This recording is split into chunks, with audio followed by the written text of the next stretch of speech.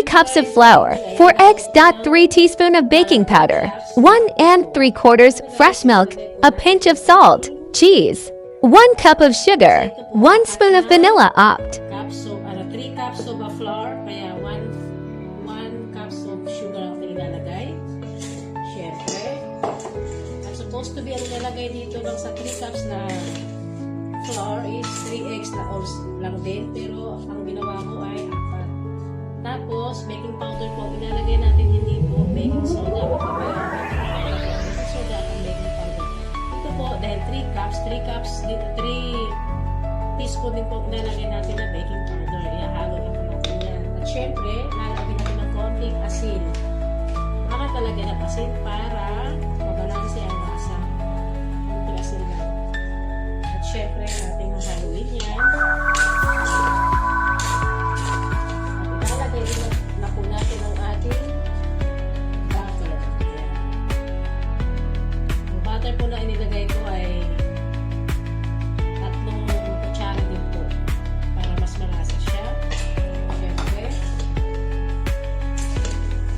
at ilalagay na lang po natin ang ating milk. 4 ito po inilagay ko, pero sa 3 cups dapat 3 egg lang. See? And siyempre, dahil hindi ako naglalagay na, depende po sa inyo kung anong gusto nyo ilagay na gatas. Ako po kasi, ang ilalagay ko talaga ay black milk. Kasi hindi po pwede sa mga normal milk. Ngayon, dahil 3 cups po ito, sa 2 cups, ang ilalagay nyo lang po is 1 cup and 1/4. Dahil 3 cups ang ilalagay ko, kaya lalagay na din ng 1 cup to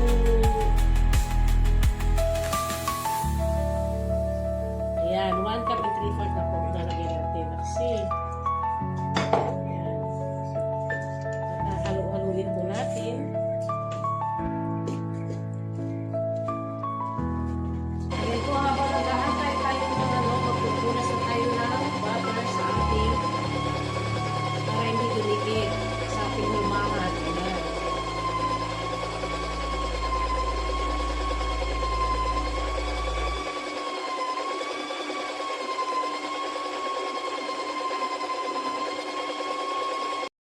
Inahalo na po natin ang ating puto. At hayaan lang po natin mahalo siya ng maganda. Ayan.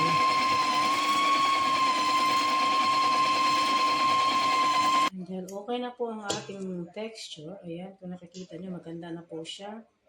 Maglagay na po tayo dito ang ating putong mala Goldilocks. Ayan.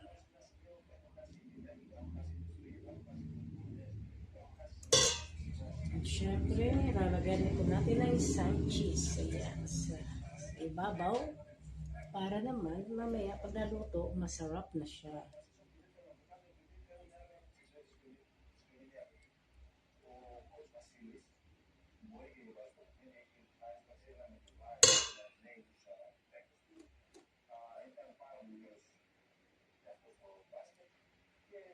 Nilagyan ko na po ng butter yan paikot para hindi dumikit po pag hinango mamaya.